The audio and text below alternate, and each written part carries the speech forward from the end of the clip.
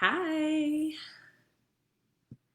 It's day two of what I'm sharing in the month of November related to positive psychology. And today we're talking about things that we can do to increase life satisfaction. So, in case you didn't catch my video from last night, it's up on my Facebook page. But I'm spending the month of November spreading everything that or all of the really great things that I've learned about positive psychology in the last 9 months as a way to express my thanks and gratitude for the program that I've been in and everything I've learned in this really amazing science. And so, remember last night I talked about how positive psychology is the science of human flourishing. Tonight, I'm actually going to talk about 12 things that we can do to increase our life satisfaction. And these are actual things that we can do. I don't want you to do all 12 of them unless you want to kind of try them out and see which one works best for you. But you'll probably find like one or two or three that really resonate with you, and you should try those and see how they potentially increase your life satisfaction. But they do this by invoking more positive thoughts and emotions and behaviors in our lives. And the first thing that I want you to know is that happiness is not genetic. Our life satisfaction is not genetic. Whether or not we're happy is not some like fixed personality trait that just can't be changed within us. Research actually shows that about 50% of our happiness or our capacity for happiness is biological.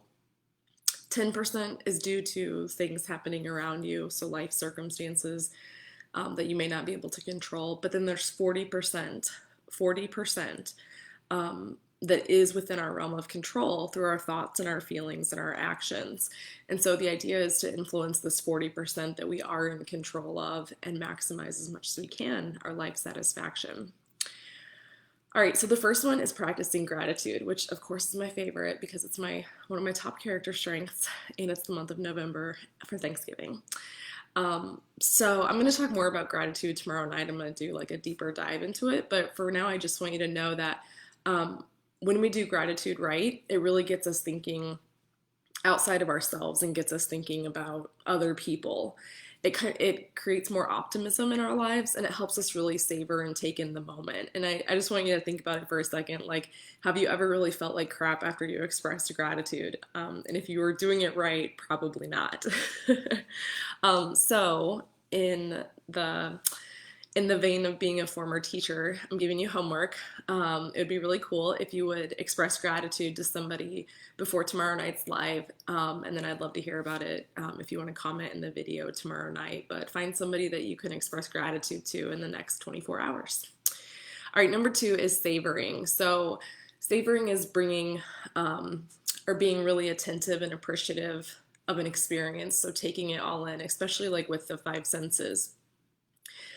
We can anticipatorily savor things. So like I'm looking forward to, Thanksgiving Day with family and friends and, the big meal that everyone talks about. So we can anticipatorily savor, like look forward to it. But we can also savor by being in the current moment. And we can also savor by replaying really happy life events in our head. So when we remember the positive things that have happened to us, it can help us build resilience for when life becomes really hard. When life becomes really hard, we can remember and savor the really good times. The third one is practicing kindness. So kindness is this like idea of a spontaneous gesture of goodwill towards someone else. And research shows that people who show a selfless concern for other people tend to be happier. And I'm sure you've probably heard this before, but usually the person that is giving the kindness benefits more than the receiver of the kindness. And that's because of the benefits that it has on the person that's giving it. It just feels good to do it. Practicing kindness also helps us get over ourselves and gets us other-centered, and that can increase our mood as well. Number 4 is committing to a goal. So when we commit to a goal and we actively pursue it, it can increase our life satisfaction because it builds this sense that we can accomplish something that we put our minds to. It gives our life meaning and purpose in that I'm striving towards something, I'm working towards something. And it also builds this evidence that like I have the ability to meet challenges and overcome obstacles to meet the goal. And that gives us more self-efficacy. Like I feel like I'm in control of my life and the results that I achieve in my life.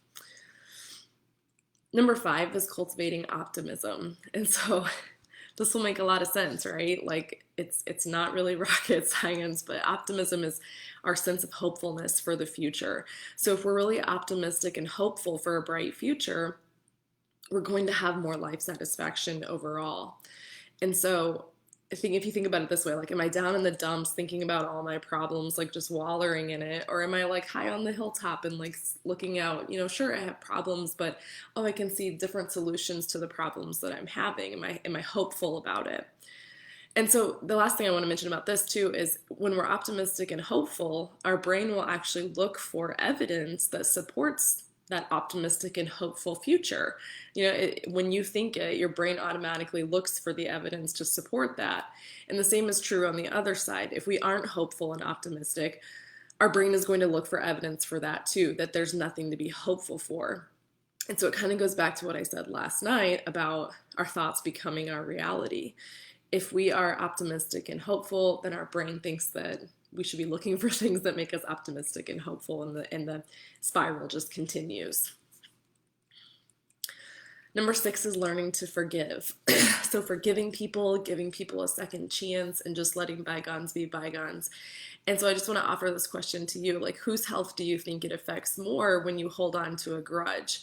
Is it you or the person that you're holding the grudge on? And it's you, of course. Like, you're the one that's harboring all of the ill will and the tension about the relationship and everything. So if we're able to cultivate forgiveness, research shows that people who are more forgiving are less likely to be hateful and depressed and hostile, anxious and angry, and they're more likely to be happier, healthier, and serene.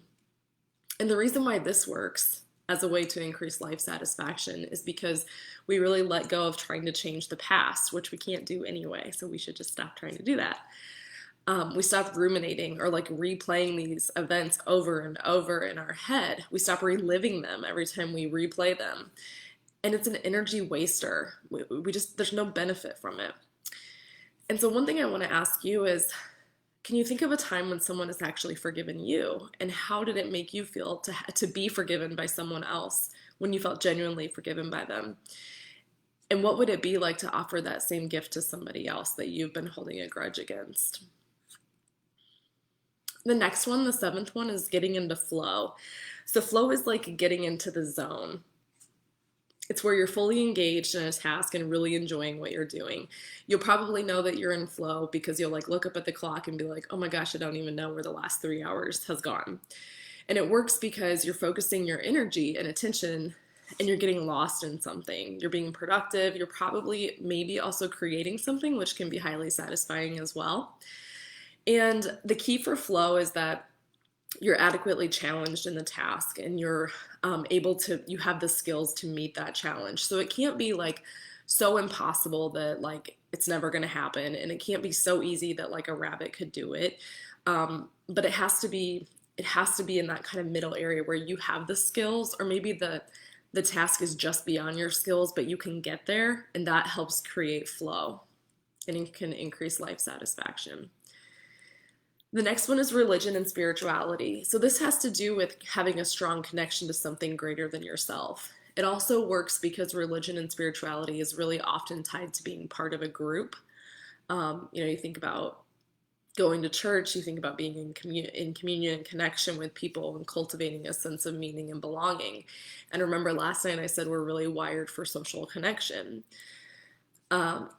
And the other thing about this is that it really, having a religion or spirituality practice really helps us kind of make meaning out of our life, like the bigger picture. So you can ask yourself questions like, who have I been? Who am I now? Who do I want to be? Where do I fit into the greater story of the world? Who's the creator? What do I believe? And the other thing that you can do, and I love doing this, is just finding really tangible ways to find sacred in the ordinary things. So find beauty and holiness in everyday things. My family will think I'm crazy if they hear this, because I often think about like just watching the birds or like seeing the animals and things outside, and I'm not a nature person, but that is one way that I feel connected to something greater than me. Number 9 is caring for your mind and body. So when we care for our mind and our body, by doing things like exercising, eating right, meditation, which I have not done, but I hope to experience at some point in the near future. It can reduce things like stress and anxiety. It can increase our immune responses, so keep us healthier, and it also releases really good feel-good hormones. The thing that I love about caring for the mind and body is that when we care for this vessel that we're in, we're able to do things that we want to do, like play with our kids or, play with our dog or whatever it might be. Like, we have to take care of the vessel because it's the only one that we have, and we have to have it to experience all these other great things that are happening in our lives. All right, number 10 is utilizing coping skills. So there is no question about it that life is hard. But when we're able to build and utilize coping skills, we're building resiliency and building that muscle of bouncing back when things get hard or life gets challenging. And if we are able to learn how to cope better, it can also help us be less likely to fall into a state of depression. So it kind of keeps us, if you remember last night I talked about a continuum around like -10 to 0 to 10. When we're able to utilize our coping skills, it can keep us out of that like -8, -9, -10, where it takes a lot more to pull us back out because we're so far down the continuum. And the good news is that we can build these skills. Again, it's not just something that we have or that we don't have. We can learn how to become resilient people. And the other thing that comes out of this, and I think I mentioned this a little bit last night, is post-traumatic growth. So it's this idea that it's really possible to grow as a result of our trauma. You might experience things or have a life experience, or something might happen to you that allows you to do something that you would have never thought possible because of the experience that you had. And that's an example of post-traumatic growth. So anything can happen. Number 11 is avoiding overthinking and comparing. Ooh, this is mine. Excuse me. We have a tendency as humans to ruminate, to replay and retell all these negative events that happen to us. We want to dissect, we want to dissect meaning and causes and consequences and situations and people and what they thought and how they fell and what they did after that. And it's just not helpful. If you're having a thought that is not helpful, stop thinking the thought. I'm going to say that again. If you are having a thought that is not helpful, stop thinking the thought. Just because we have a thought does not mean it's true. I was working with my coach the other day, and we were actually like talking about this very thing, and she went so far to say like all thoughts are lies, and we just kind of chuckled about it. But what she was really saying is that a thought is really just our interpretation of something. Like, my thought about the exact same situation is going to be different than your thought about it. And so we can choose the thoughts that we have that help us create better feelings and better results in our lives. Overthinking also drains our emotional resources and our physical energy as well. And we all know comparison is literally the thief of joy. It just doesn't feel good. So let's stop doing it. Now, I will say that it's really hard to flip a switch. Like I said, this is one of the ones that I struggle with the most. And so sometimes when I'm in this state of mind, what I'll do is just say like, okay, I'm only going to give myself 10 minutes to worry about this. Like, I put myself on a timer, and that way it doesn't consume my whole day. It will if I let it, but if I kind of put it in a box and give it 10 minutes or whatever it might be, then I can move on for the rest of my day. Number 12 is nurturing relationships. And this is all about quality relationships. Remember what I said yesterday. Positive psychology, according to Chris Peterson, can be summed up in 3 words: other people matter. And just remember that we're wired for social connection. Our life truly is better together. And so from what I've seen, we're more technologically connected, but we aren't really cultivating like true and nurturing and deeper relationships that we really require. We're hiding behind our phones and like putting people in boxes by what we see on Facebook and never really get to know that person. And so I'll leave you with this. Brene Brown has made my Facebook Lives 2 days in a row. We'll see how many days she comes up. If you guys don't know her, you should check her out. She's pretty amazing. But I love what she says. She says it's really hard to hate somebody up close. All right, so tomorrow I am talking all about gratitude since it is Thanksgiving after all, and I hope to see you guys there. Bye.